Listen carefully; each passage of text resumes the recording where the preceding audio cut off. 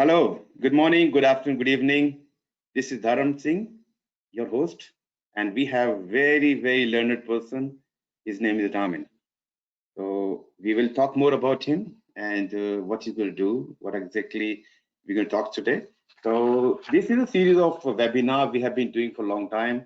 I'm fortunate to have wonderful people joining these webinars, and they're ready to give back to the community, and you guys are learning from them. So it's wonderful and exciting to have people after people with so much experience, and they happen to be my students. So what else you want?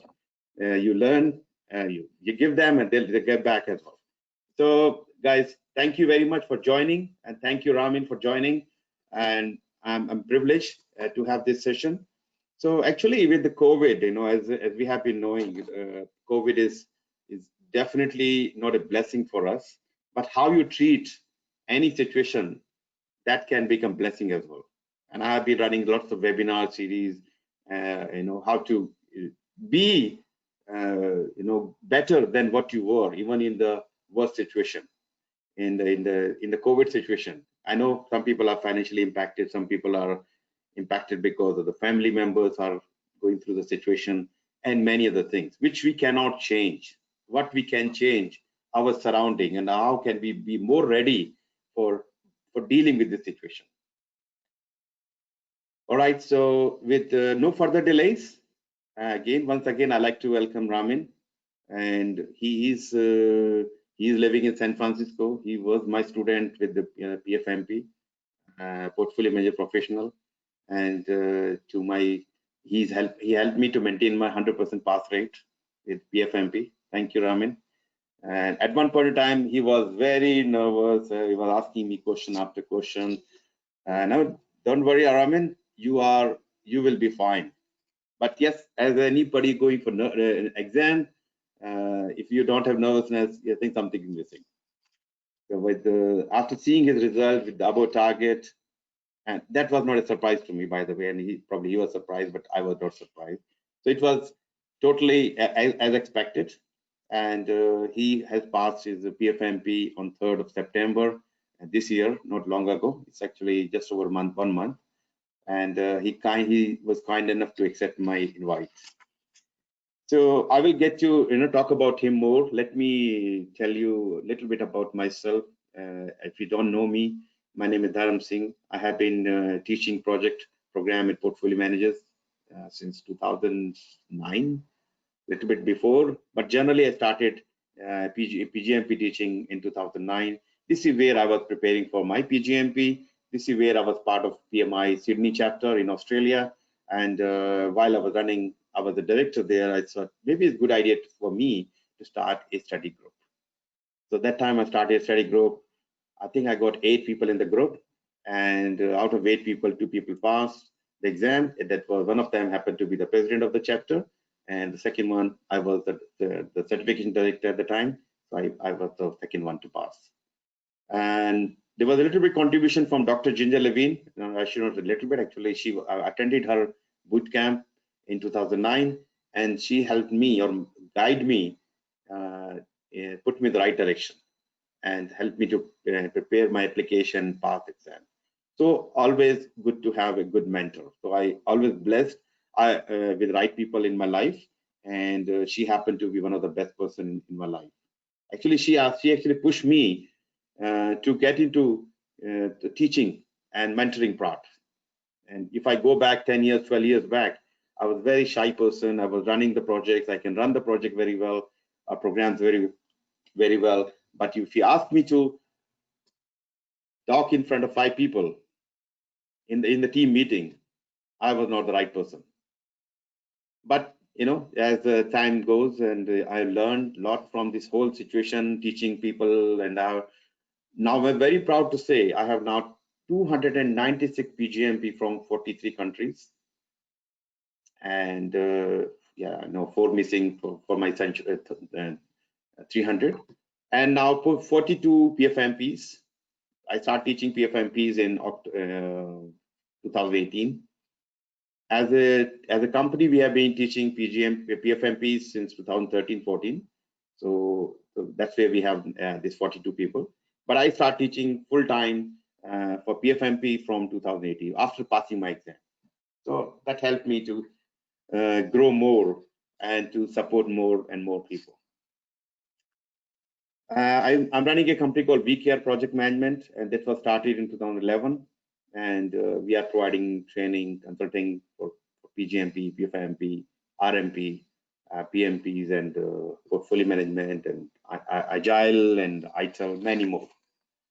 And I have been working with local chapter, PMI local chapters around the world, in Australia, New Zealand, in Latin America, in America, and Canada, and Middle East, by providing them webinars and assisting them to give them extra value to their members. So if you are part of any local chapters and if you feel that I can add any value to your chapters, please contact me. I will be more than happy to help you out. All right, this is a little bit about myself, and I've not added some more things about myself. I am a yoga teacher. If you do see some crazy picture of standing upside down or doing some crazy things, that's me, by the way. Just a minute, I have to.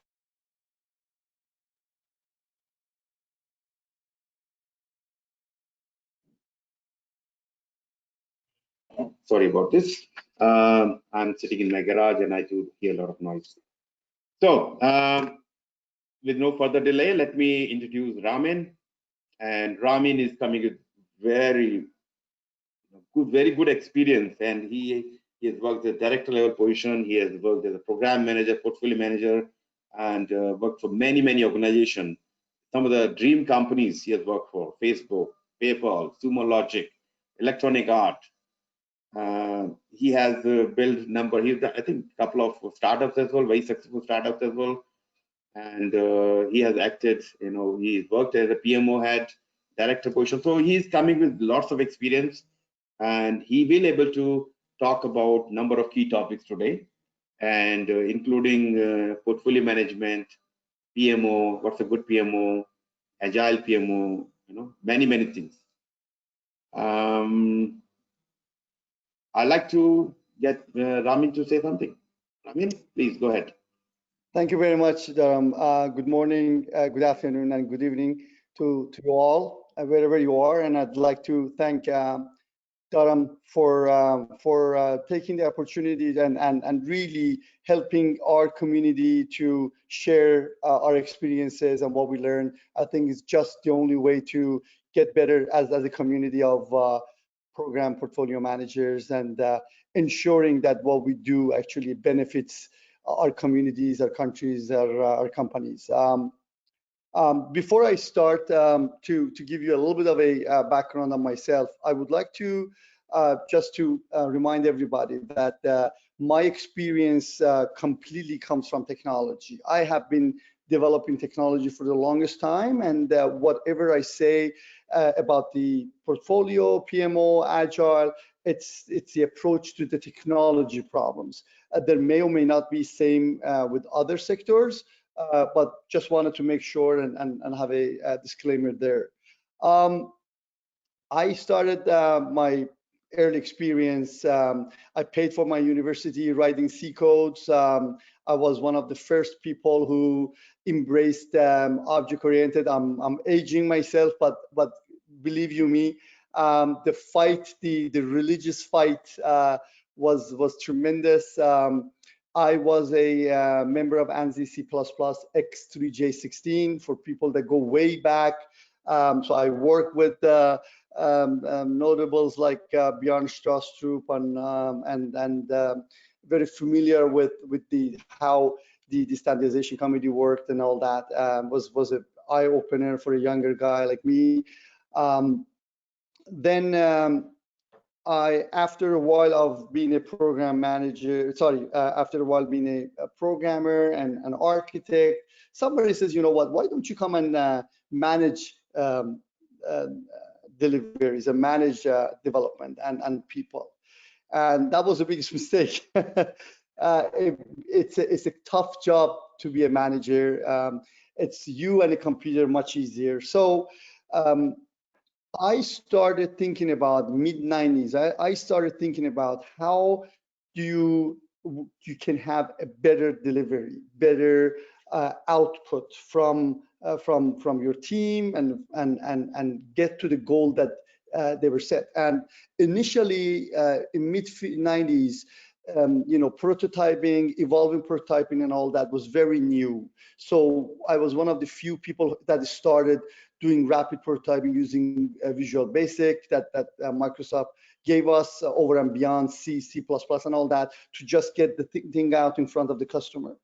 In early 2000 or late 90s, a group of very smart people, I worked with Grady Butch for a very short time, got together and created something called Unified Process. And obviously, being a student, I started studying, following very, very, very heavy processes, 110 different things, a lot of roles, a lot of templates and all that.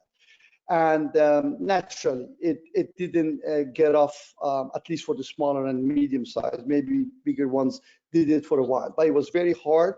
But the good thing came out of it, right? Appreciation for processes, appreciation for roles, appreciation for input and output, that later translated for me to something very valuable. Then by chance, I stumbled upon Agile in 2006, and I've been a practitioner of Agile at tactical, program, and portfolio level since then. And it's completely, and we will talk about Agile a little bit and what it really means. Not what you read over and beyond all the time in the websites or some books, but truly I have a maybe different take of Agile or very unique take from Agile. Then about 2010, continuing to figure out what is the best way to execute. Somebody says, well, do you have a PMP? I said, I don't know what PMP is, but let's do it. So 2010, I took the PMP. I felt that this was not a technical project management, but more like a general project management. There was it had some useful information. And then I continued to build PMOs. I built PMOs prior to 2010, and I continued to build and contribute to PMOs after 2010. And once I did that, I stumbled upon a couple of things like portfolio. Then suddenly you come to appreciate the fact that it is not just one project or one program or series of programs. What is it that the organization that you're working with for wants to do? And gradually, it got me to my first attempt. I figured out that there is a PMI that does PMP, has a certification called PfMP. My first attempt was in 2019. I did almost everything wrong. The approach was wrong. I started with, number one, there are not enough support as they are for PMP, for PfMP. I picked the wrong version of the book. Thanks to Dharam, later on I fixed it. I looked at Ginger's, which I'll tell you that it's instrumental. But if you are not well planned, Ginger's book really puts you out of the game because it is extremely difficult to follow and see what it is. So anyways, my first attempt, I just got dissuaded that I need more time, but I knew I'm gonna do it. Then the second attempt, I did better research. I had a better approach. Definitely the first thing I did, I found somebody, was looking for someone. I found Dharam. And I tell you the key value that Dharam brought to me. I had the good understanding of what portfolio management is. I had done it for many, many years. But when you read for the exam, I guarantee you there are certain times that you are confused between what you understand and what the book says. And when you go into taking exams, mock exams and all that, it becomes even more confusing.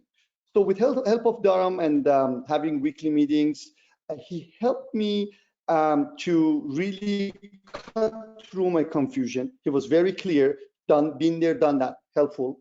I actually I read the right book. I still thought that I still do, with all due respect. I think the PMI handbook is very difficult book to read and digest. So I revamped the entire information model to something that, at least for me, was and I'm hoping that someday I can actually put it in a book or make it something valuable, because I think the information is good, the packaging, the relationship, the way it's delivered.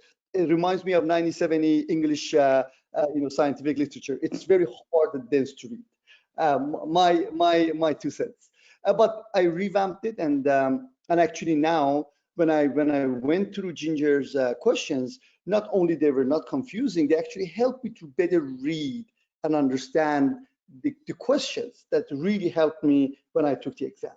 So that's basically my journey from early days to the time that I met with Dharam and got my certification, and very happy to be here with everybody.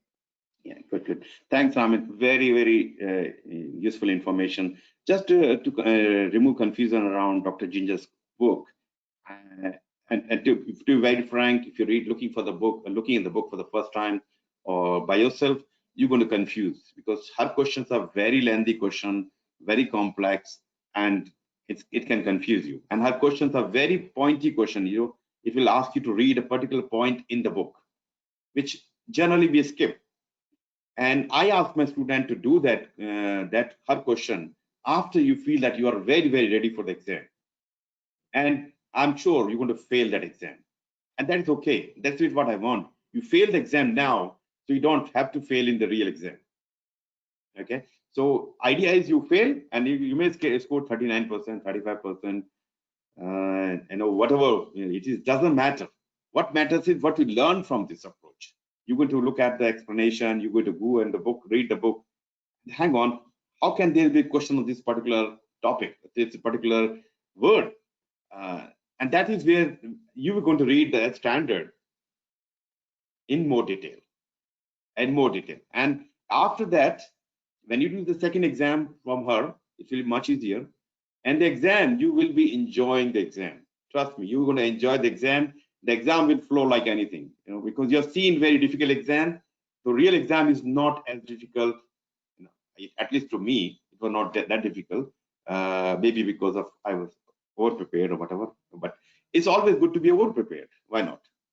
And exam will become very easy for you, and you will pass the exam very smoothly. May just add a couple of things. Couple of things that I would definitely. I remember Dharam, that you would say, if you get 65% from Ginger's test, you're good to go. And we got to that point, and a little bit better. Another thing that maybe is valuable for people who would like to take the exam. I spent about 150 to 200 hours of study. That was my commitment to the course, and I did that. Just want to give you a sense of the amount of the preparation that one needs to have. Yeah. And the second part I like to highlight the book for PfMP, and as Ramin mentioned earlier, when he was preparing by himself, he actually picked the 4th edition of Standard for Portfolio Management, and it's not his fault. It's actually PMI has to do some cleanup on the website. I have been advising them for a long time. So there are 2 books on the website, the Standard for Portfolio Management 3rd edition and 4th edition. The 4th edition was released somewhere 2018, but exam has never changed. So if you are preparing or going to prepare for PfMP, please, until you know there's announcement from PMI, you're going to pick 3rd edition. Okay, and you may be watching this video later on. So you look at the PMI's announcements, or maybe as simple as contacting me. Dharam, I'm starting my PfMP. Is this the right book? Before you get there, and now Ramin, you are not only one person. I've seen many people going through the exam. We were going through the exam, and they realized exam is not as same as what he read. So please verify this. Even if you're not my student, doesn't matter. But asking questions to right people is important for you. Okay, great. By the way, guys, you have a question pad. You feel free to write your questions. I have received a number of questions from the audience already. So we will be talking about them at a later time. But yes, if you do have any burning question, you really want to ask about PfMP, about the portfolio management and agile portfolio management, whatever it is, please put your questions and we'll try to accommodate as many questions as we can. Okay. Another thing I like to highlight that we normally provide a PDU from the webinar, and I have put the request I think 10 days ago for the PDU. I'm still waiting for PMI to approve that PDU code. So as soon as we have the code, we will be providing you by email. And if you are watching this video later on, you can send an email to me, and I will organize the PDU code for you. And apologies for people who say, I need to have a PDU code now. So I don't have at the moment, but you will get that. I am hoping that another day or two. All right, Ramin, we're going to have a lot of discussion today, especially around portfolio management. You're especially going back to your experience and what did you do and how did you do and what value you can provide to people watching you at the moment. So let's start with your understanding about portfolio management. So that's very important to establish. Of course. So definitely what the PMI handbook captures is the crux of the portfolio management. You gotta make sure that they ensure that the strategy exists. And believe you me, there have been many companies that I worked at and worked with that they did not have a clear strategy. And even I have a name that I'm not going to say, the biggest companies in the world. You go to ask them what's the strategy, they give you half-baked. So existing strategy, ensuring that now that you have a strategy, your objectives, your roadmaps are around how you're going to get to that strategy, and then how you're going to measure your progress. And this is one of the most important things that I've seen. Many companies may have most of the items, but the measurement and the metrics is one of the key ones that is missing most of the time. So if you want to work hard at the portfolio management, that's one area that I suggest. So then you got to make sure alignment is there. I worked in another company, 2,000 projects every quarter came through the pipeline, and you have no idea before the cleanup how many pet projects, how many projects that were authorized long time ago and they're still running. So the alignment is so key in the entire portfolio management. The oversight of execution and definitely ensuring that the communication and transparency is there. And I get to that, why that is so important, and it's going to be over and beyond what we read in the handbook. So one thing that what is the portfolio management brings to me is that the fact that, so what is a PMO? Because I've developed PMOs, and there are number of functions that PMO can do, and I actually have set up a center of excellence, a PMO that has all the processes, all the templates, clarifies, educates to the PMOs that they were the drivers, right? You own the execution and you own the value delivery. So one of the things that I learned from PMO and got me to portfolio management was the difference between outcome and output, right? Because many people look at projects as we gotta finish this, but why? And why? What is the outcome of it? And so sometimes you, especially in the agile world, you go halfway through, you assess that this project is not doing what it's supposed to do. Either you pivot or you kill it. So delivering, creating PMOs helped me understand that we need to deliver value. portfolio management's job, to answer your question, it does certain things, but at the end of the day, one of my friends is a portfolio manager's joke. What's your job? I'm a CFO with the project management skills. That's the joke that we have in between our friends. So meaning we need to deliver the value, and that's what I believe. That's what I believe that the portfolio manager's job is. Perfect. Value.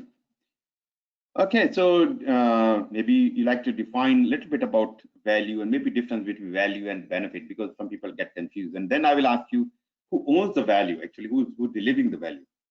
Oh, that's a great question.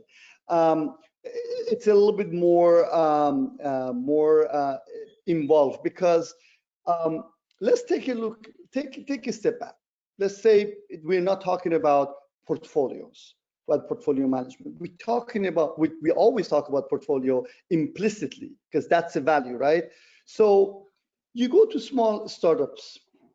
What are the challenges? Maturity, even understanding and appreciating the fact that we need to have everything pointed towards a specific value. It's challenging. The startups are constrained by time and by budget. So the founder is in charge of delivering value. They're neck to choke, because the buck stops there.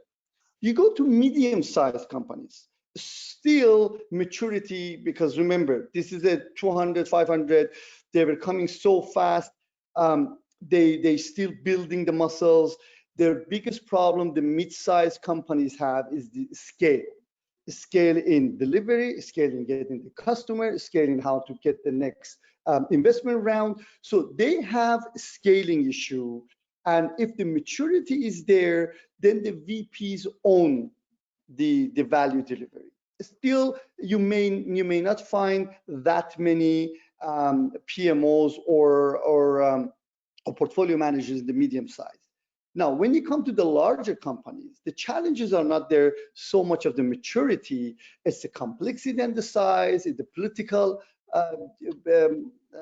game that is been played by the senior leadership and the culture of that organization. So there, the value is owned hopefully by a specialist group of people, maybe a senior VP or VP, and the specialized team with the portfolio and PMO. So depending on who, the portfolio always exists implicitly in small, medium, and explicitly in large, but who owns it?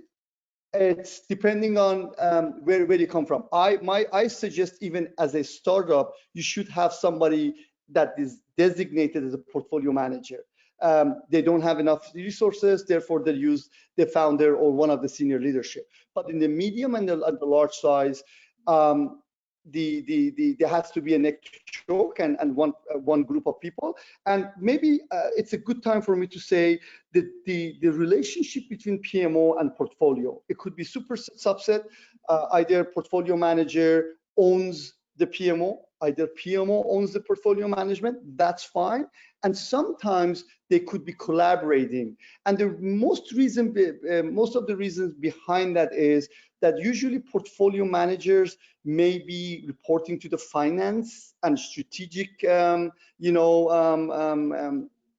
development group, whereas the PMO heads and program managers would report to product team, VP of product, VP of operations, or different business units. So the relationship is very important. At the end of the day, regardless of if PMO to be or not to be, portfolio manager is the caretaker of, if there exists, take care of delivering the value. Good. Thank you. We are getting lots of questions, Ramin. If you don't mind, I'd like to take them as we go. And how long it took for you, your journey, start with Dharam, to getting your certificate? What was your weekly workload?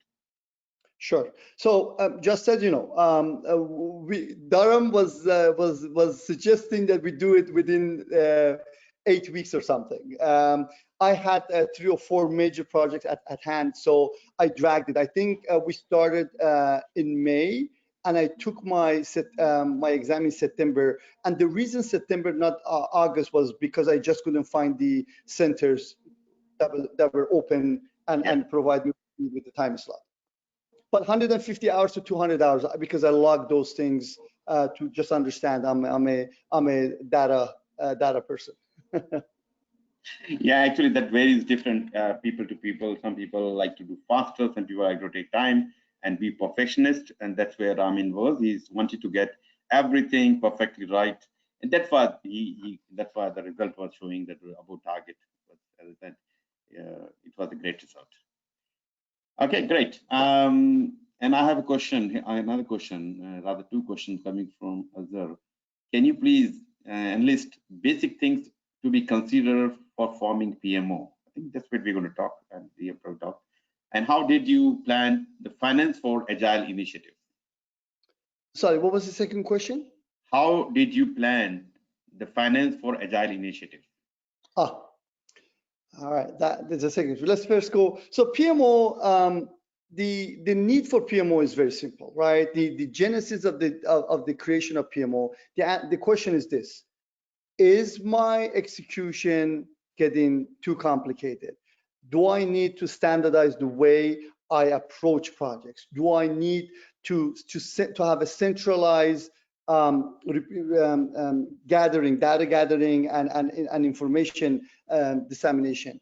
So if and then all of those come to the fact that if you have 1, 2, 3, 4, 5, 10 projects, probably nobody's talking about PMO.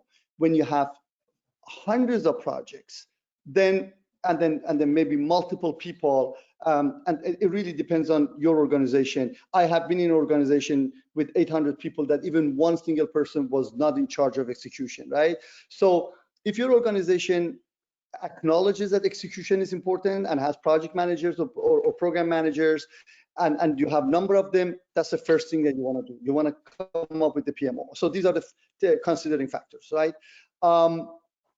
The more complex, the more involved question about financing Agile, I would actually like to get back to when I talk about Agile in public companies or Agile at scale, because I think there is a little bit of a relevance there that I would address later. So if that's okay with you guys, I'll address it later. Yeah, perfect, great. All right, we'll come back to the question later. Let's continue with the flow we have.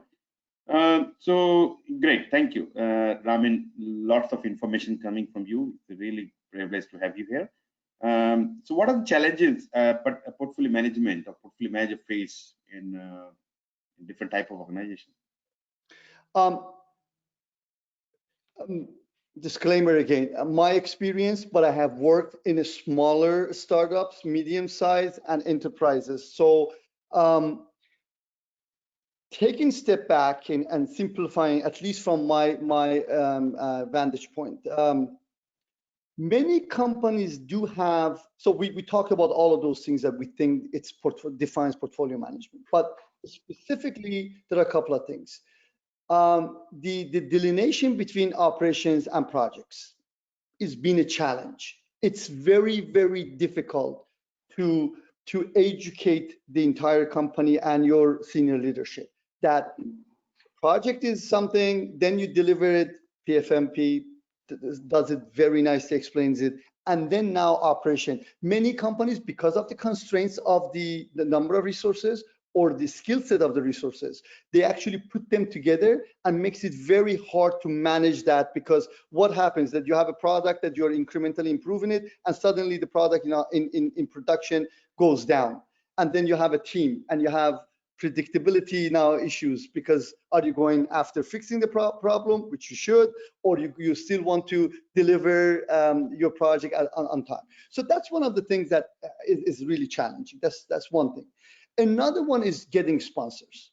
I think the portfolio management biggest problem, like a big initiative problem, is having the right sponsor, not the lip service sponsor, because portfolio manager, the third one, which connected to second one, is the change management. Portfolio manager's job is being an agent of change, because it's not that difficult to understand that once you go there, you inventory the work, you go through the work, you see there are gaps. So what do? You say, this is how I fix the gap.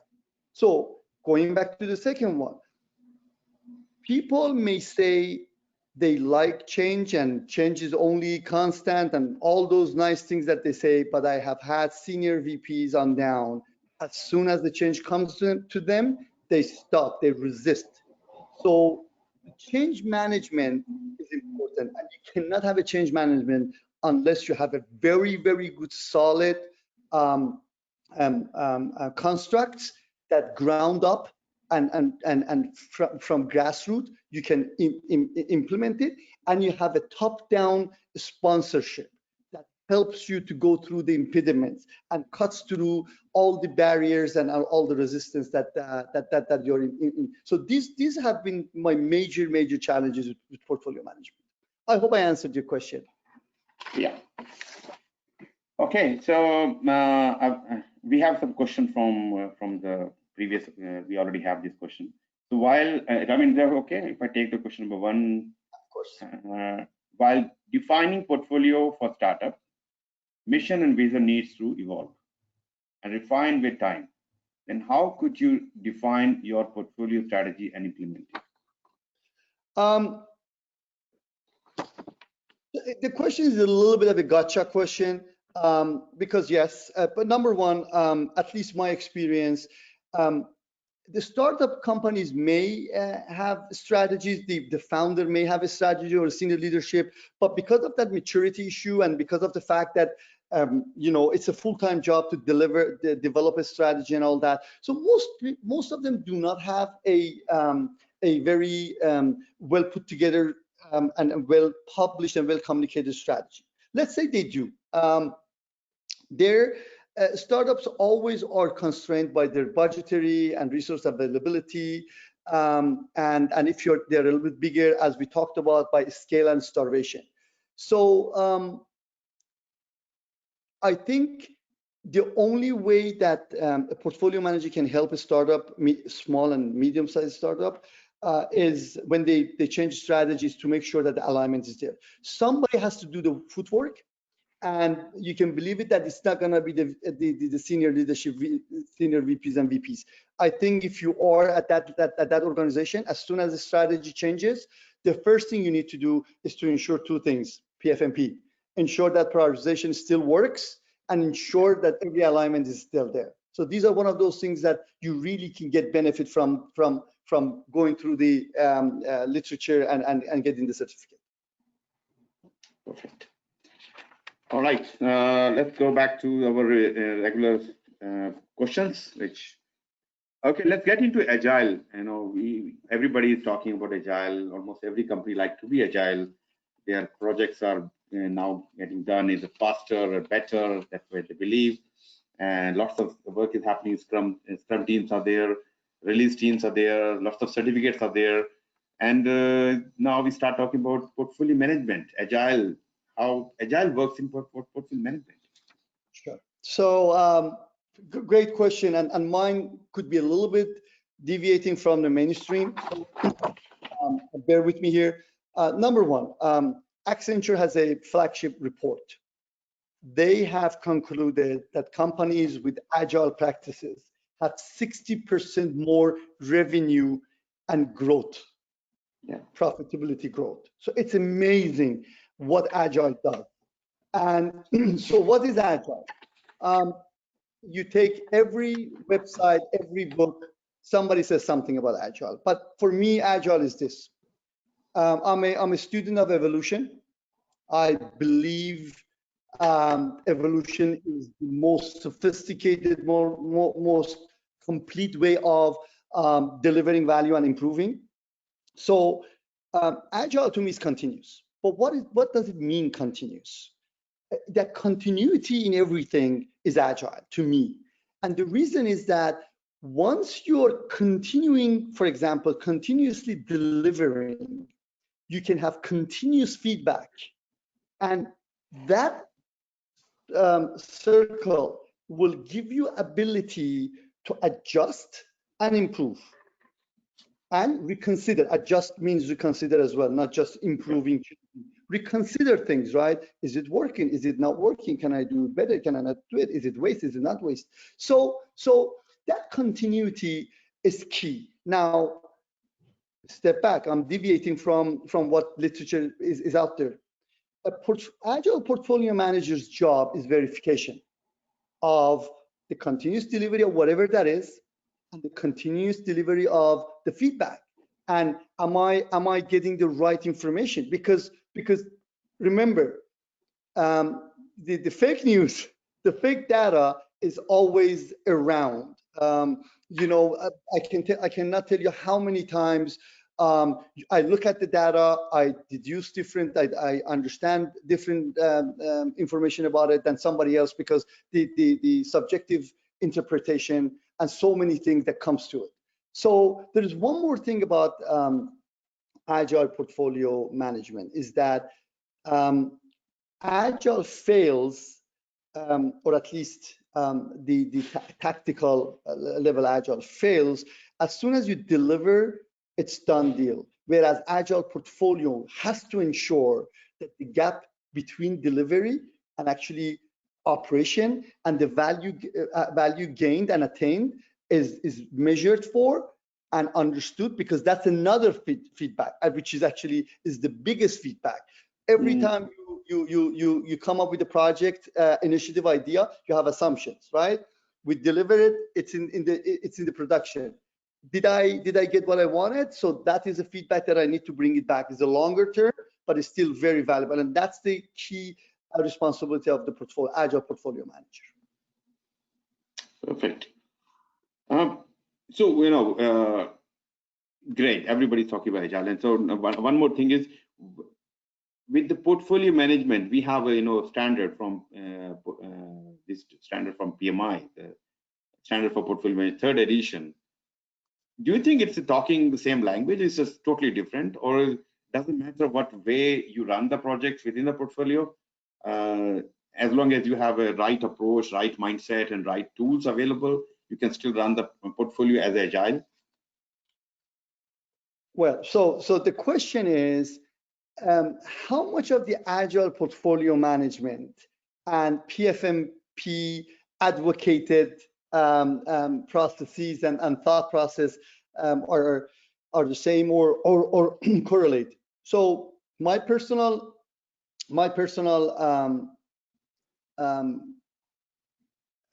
train of thought is that the standard or PfMP portfolio manager has all the components that you need to be successful in managing a portfolio. There's no doubt about it. They've got everything in the kitchen sink, right? At least, actually, one of the big challenges is which part of the things you take and do it. And even at the Agile level, it's still safe, Agile at scale, and all that have the problem of which part is applicable to your specific DNA.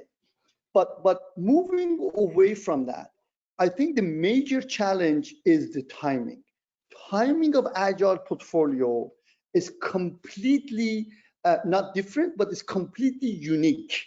For example, yes, PfMP says, let's go and do strategy planning. Let's do and do oversight. Let's do and sounds like a waterfall, and in major companies it is a waterfall. Most definitely in most public companies they at least have some sort of a waterfall tracing. But with the timing of Agile, which is continuous, you continuously plan, you continuously bring review your portfolio components. You continuously ensure that the alignment is there. in fire and forget methodology of pre-agile. You get your financing, you get your approval for a project and initiative, and 18 months, 25, 24 months, 36 months, you let go of it. Every month, every 3 months, you go after it. Why this is important? Why is critical for agile portfolio management? Because while you do that, your alignment is higher, your resource allocation is better, because every 3 months in PayPal, what they do, so they go with, we change that. So we go to the work streams, something that Spotify really brought it to the table. And then we give you everything that you want, probably 150 people, Dunbar number, that's 150 connections that you can manage in your head, and then let you go and deliver the outcome, not the output, but the outcome. And then every 3 months you come back and we say, how's your resources? Do you still need that 150, 101, 81? So taking one step back, the continuity of Agile and the timing of Agile is important, because it actually improves a lot of practices that PfMP suggests, but doesn't have a well-connected relationship between. Yeah, and really good. Thank you. It's a really good explanation. Really appreciate it. I mean, another challenge we have, or many organizations have, is like they're using Excel-based reporting. They are using PowerPoint. They don't have a lot of automated tools. So, do you think they can achieve Agile? It's difficult for them to get into Agile mindset. Sure. So thank you for the question. It's very near and dear to my heart, because it's like, imagine this: you're a surgeon, and then you don't have the right tools. It's yeah, I mean, still you can do it, but yeah. So I have worked on this in a number of places to create that glass pipeline of operational data, executional data, from strategy all the way to delivery and even after. The at least technology industry needs a tool that allows us to connect all the steps in the life cycle of the product, from the strategy all the way to delivery. And criticality of the tool is that it has to actually be integrated. So you can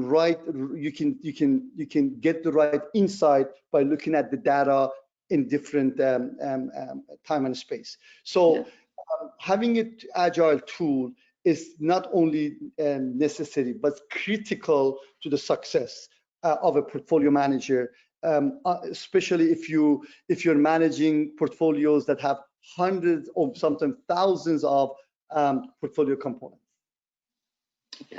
Yeah. So having automated information coming from various part of the organization, that definitely gives, help you to run your portfolio more effectively. Whether it's coming from HR, because utilization is very important. You don't want to have people sitting there, on bench, and you have people, but you cannot use their tech and experience into a project and program. So that mapping or that marriage is very, very important. And if you're just using the Excel spreadsheet based tool or whatever you have built so far, I don't think you will have the most efficient way of running your portfolio, even in non-agile environment at all. So I think the message is we look for the best available automated tool, which remove the silos, which bring the information data into one place, give you very good dashboard information, balance scorecard, give you something on the mobile as you go. So as fast, that way we can achieve a lot of agile portfolio management. And if you see one project is not doing what is supposed to happen, you get an alert, you take the decision almost immediately, not waiting for another quarter meeting or something. So I think the message is to have a right tool, automated tool, which can get help us to achieve this agile portfolio management. So one of my friend, actually, he has built a very nice platform. I think, Ramin, I explained to you earlier. You will appreciate the work he has done can be used for agile portfolio management. Do you believe that? And we're not naming at the moment, but if somebody wanted to know more about it, we are happy to talk about it. The way it is breaking the silos, the way it is bringing the information in one place. Sure. Okay, so I think we have lots of, yeah, go ahead, yeah, please. I just wanted to get back, I think is the right time. There was a question about financing agile initiatives and all. So I wanna just wrap up my train of thought. So there's a challenge with the implementation of agile in public companies. And there are multiple reasons, but there's one thing that is a very important. Actually, our political landscape actually suffers from the same thing. We are public companies that report to street are shackled by quarterly reports. You are judged, you are bonused, you're rewarded by your performance every quarter. And for some reason, which makes sense, if you study industrial revolution and study how production and plants and everything works, that predictability was built into it. You come to the last 30 years in the information technology, we don't have that luxury of knowing, oh, I've got 1,000 workers, this is my production line, and I'm gonna get 100 cars. I'm gonna sell 100 cars, I'm gonna make this much money, and this is my promise, and make sense to everybody. We, in technology business, we attack things that never been done before. There hardly anything repeats itself. We always solve the new problems. So that predictability doesn't exist. So the question is, how do you finance it? So there are multiple ways, right? Because you don't know, right? But still, your boss or your boss's boss wants to know how much budget should I put aside, and for how long, and when do I get? So we know for sure that we cannot control future. So there are people that there are thought processes, no budget, hashtag no budget, hashtag no estimation. They say we do our best to remove waste and impediments, and our teams, we enable our teams to do their best, and we get there when we get there. So that's one approach. Another approach would be specifically for the question is for initiatives and projects and programs that you do not have a good understanding, they're in discovery and problem solution, market fit phases and all that, you would have a discretionary overarching budget that you can take money from. Then you have certain operations that you know how much it costs, or certain increments that are way within it, they're within our knowledge of prediction. So that's how you do that in Agile. If it is part that you don't know very well, you have to go to a bigger one, or you don't have a budget. If you go to something is more known and with higher certainty, then you can actually come up with the budget in Agile. That's either or scenario. Very difficult for some people to understand it, because everybody thinks that we can control the future, or we can, the good ones know how to predict. No, it's just that, you know, they have a better finger in the wind, nothing else. Exactly. I mean, at the project level, you can put 7 or 9 people in agile team, and you know they are working there for 6 months, and you know in 2 weeks you're getting some minimum viable product. You know, that kind of thing can be. Yeah, portfolio, that's another challenge. You know, you may put another 100 people, let them work on various initiatives. You know. Yep. I don't know. Yeah, big banks put thousands of people on agile projects, and now how can you come up with the budgetary system that works? Yeah. Okay, so now I'm going to take some questions, and there are plenty of questions. I mean, don't run away. First of all, congratulations for your achievement. I have a question regarding portfolio management process. Have you prepared templates on your own, or leverage your organization's template or systems, or you got vendor or technology help you? Good question. Really depend on what am I trying to do? Template for what? And if the existing one works, if mine works, or it's too complicated and needs much more specialized one, so I go to a vendor, right? Really from your monthly and quarterly status report, to much more sophisticated way of analytics and insight driven, really depending on what is it that you want to do, and if the existing one works. If it doesn't, can you come up with one? If not, then you have to go to a vendor. That's my thought process. Yeah, and yeah, as I mentioned earlier, we are working with friend they have built really awesome tool, a platform. Happy to discuss more about that, how it can be useful in your organization without worrying about calculating more templates and more processes for yourself. All right, so more question, and this time I'm going to take from the existing previous question. What would you like to know? Okay, effective technique for portfolio management. I think we have probably covered most of things, how to do portfolio management more effectively, or you would like to say a few words? Portfolio management effectively, that's the question. Yeah. How do you do it? You know what, let me simplify this. You can always look at every single area and say, well, you can do this effectively. But I think if it was me, it's like my project management. People say, I always tell people, look, if I had only one choice, one weapon that I needed to be the best project manager that I could be, I do risk management. Everything else comes secondary. If I can manage my risk, I'm a good project manager. So let's go to the effective portfolio management. I think you need two things. You need to have a very good prioritization process. So your cream of the crop comes to the top. So you at least know where you need to invest your time, money, and effort. The second one is the metrics. You need to have a very good measurement. If you can measure it, you can manage it. It's cliche, but it's so true. So if you strip everything away, I would stick to these two. Perfect. Thank you. Good. Going to next question. How do portfolio management KPIs vary across startups, small, medium, large corporations? And are the challenges similar despite the differences in scale and complexity? KPIs.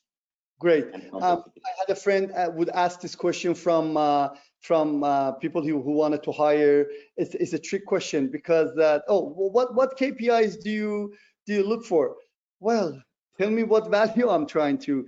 So let me tell you, in PayPal, the KPIs were new signups, number of new signups, number of the amount of the TPV, total volume of the payment.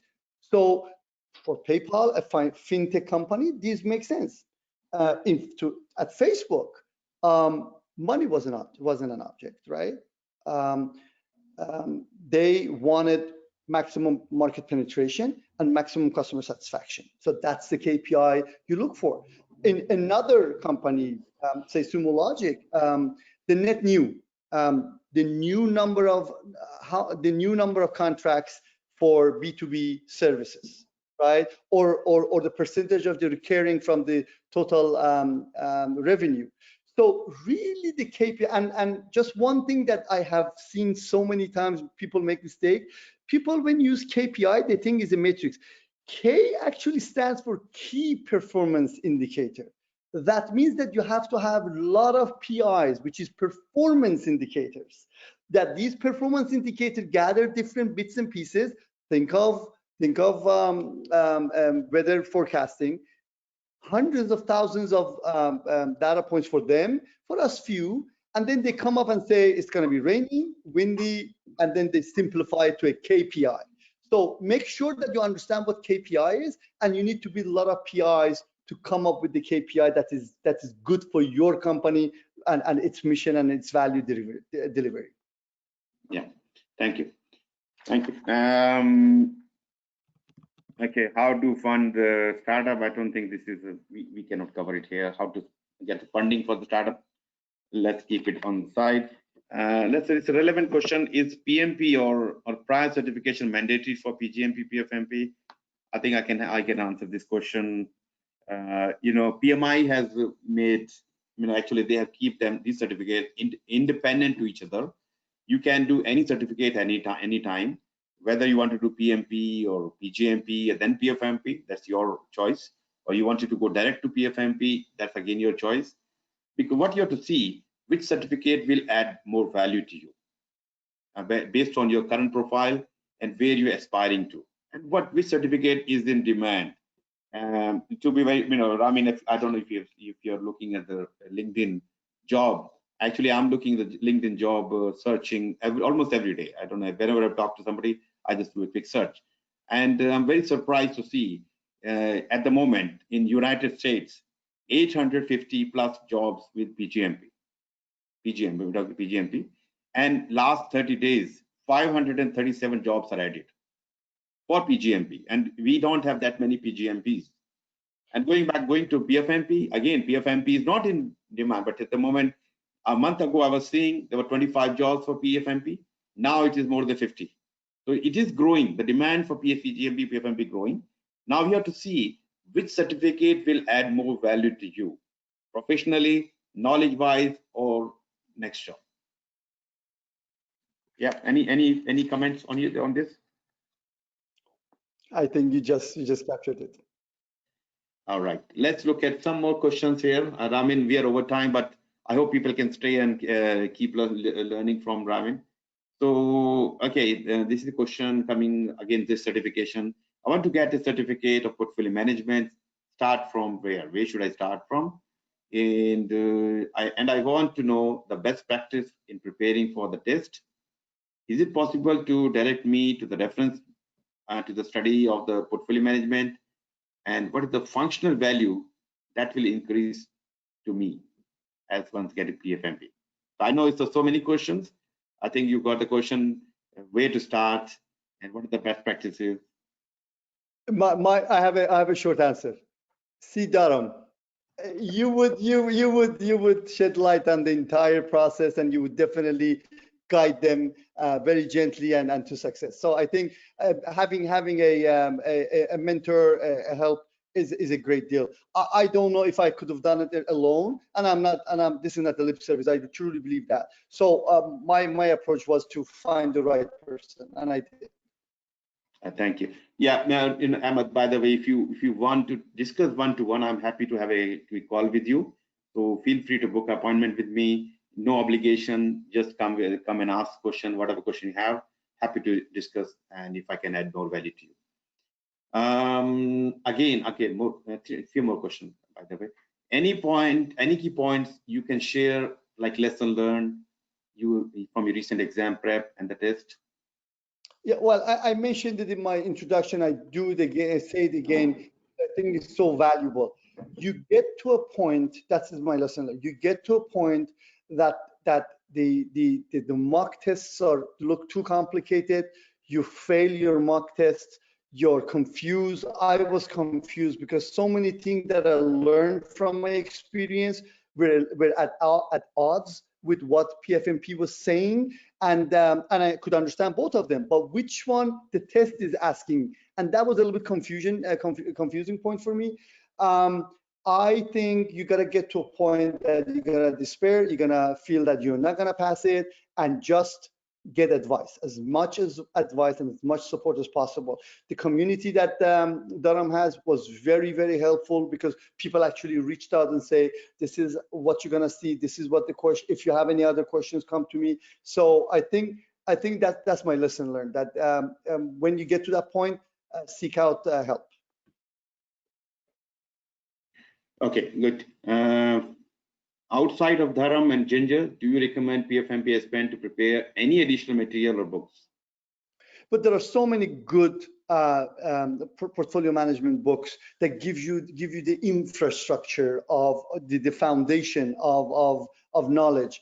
But I think for specifically, what I'm hoping to do is to see if we can reformat the data information provided in the PMI handbook, and then make it a book. I think that's the only thing. Yeah, if you read it and just revamp it in a way that you understand, you're gonna be successful. Yeah, and I just want to warn people, there are lots of material available, and I think, Ramin, you also bought a material question bank from somewhere. It was just a copy of Dr. Ginger's question. They give you 100% pass guarantee. they give you free questions, they give you $10 question. You know, you need to be mindful. You need to know who has written this question and whether these are based on 3rd edition or not, because there are questions who somebody created 4th edition, or some questions are just basic PMP questions. They just put a name as PfMP. So, and that maybe says that I'm spending only as per $9.99. Doesn't matter. It's not about $9.99. This is, you know, somebody is making fortune out of your $9.99 by simple mistakes. And you know, you need to look who is the author of these questions or the book, whether it's based on 3rd edition or not at the moment, as we speak now in 2020, October 2020, and you know, how much, what value it can add to you. By maybe talk to other people, and you can ask me as well, or maybe Ramin later on. All right, so okay, if you have time at the end, we are running out of time, but let's see. Tell us something great you learned from Dharam. Wow, this is my favorite question. I mean, he's asking further. I mean, Dharam's course. So of course you have been talking about me. This is a paid question. Yeah, yes. I learned from you. Is that the question? Yeah. So what this is, Ramesh is asking. Tell us what you learned from Dharam and Dharam's course. Yeah, I think being couple of things. Being really every time positive in this specific area, right? It's very good to have somebody that you think is a mentor for a specific objective, and he comes day in, day out and says, no problem. If you're gonna solve it, you're gonna get there. So that was one thing. But from the substance point of view, not attitude point of view, Dharam helped me to better understand the connectivity between different areas of study, because when you come to the book, you read a lot of information, but how do they connect to each other, and what's the relationship? And through my meetings, weekly meetings with Dharam, I learned much better that how these connect. So my mental image actually helped me to traverse the information much easier. Yeah, thank you. And by the way, just to accept it, you know, when I'm teaching people and when I get to connect with people like Ramin and the great people, it's not only one-way traffic. They're learning. You learn from me. You paid me for my fees, but I learned a lot in the whole process. Not only how to deliver my program better, and you know, some of the concept which was not very clear, you help me to clear as well. So I mean, I like this approach. You know, people come and help me, pay me, but also I help me to become a better person, and then I will help other people in going forward, give them better value than what I was, you know, 2 years ago, 3 years ago. So I think that's it from us today. No more further question. I'm glad that we have covered all the questions, and thanks, Ramin. It was really awesome. Your experience, the way you explain the topics, you made everything look so easy. I think people will appreciate your contribution. And this video will be on YouTube very soon, and feel free to watch it again, and maybe share with your friends, and you know, happy to have your comments or something. And as I mentioned, PDU, unfortunately we don't have the approval on the PDU. Generally they come back in 2 to 3 days, but this time it's already 10 days. I'm still waiting. I'm hoping that we'll follow up with them, and hopefully in a day or two we'll get the PDU code, and we'll provide you the PDU code, whoever registered, especially who are watching the program. And if you're watching later on this recording, as I said, you can reach out to me, send me an email, Dharam, I watched the video, please organize a PDU code. So we'll get back to you on that. So thank you everyone for joining this session, and your questions were really awesome and help us to make this program even better. So I have more program lined up in coming. I mean, we're running this now fortnightly. I'm lined up to I think mid of December now. So next week I have Vinci. She's also from San Francisco. She passed the PgMP exam. She will be very excited to talk about her journey. And then we have Mohanad from Saudi Arabia. Then we have Emily coming from Brisbane, and also she's currently living in New Zealand. So people are lined up, really good people lined up for these webinars. So please keep an eye on the upcoming announcements. And please feel free to put your name up, especially if you have gone through my program and you have enjoyed the program, and you said, Dharam, I wanted to contribute back, and I love to see your contribution, and people like to hear from you. So please come back and tell us. And if you feel that somebody is really awesome guy, a keynote speaker or something, is willing to come and join the this kind of event, happy to have him. It's all about giving back. So guys, please continue to watch our program, and please thank my friend here, Ramin. He's a very learned person. Please reach out to him for his expertise, experience, and LinkedIn. He's available on LinkedIn. And for any question related to certification, PgMP, PfMP, or any other certificate you're confused about, feel free to book a time with me. And you get an email with where you can get a link to book a time with me. And I think I'm speaking too much. Thank you very much for having me on. Good luck. Thank you. All right, guys. Thanks, Ramin, and see you again very soon. Very soon. Have a good day. Bye-bye.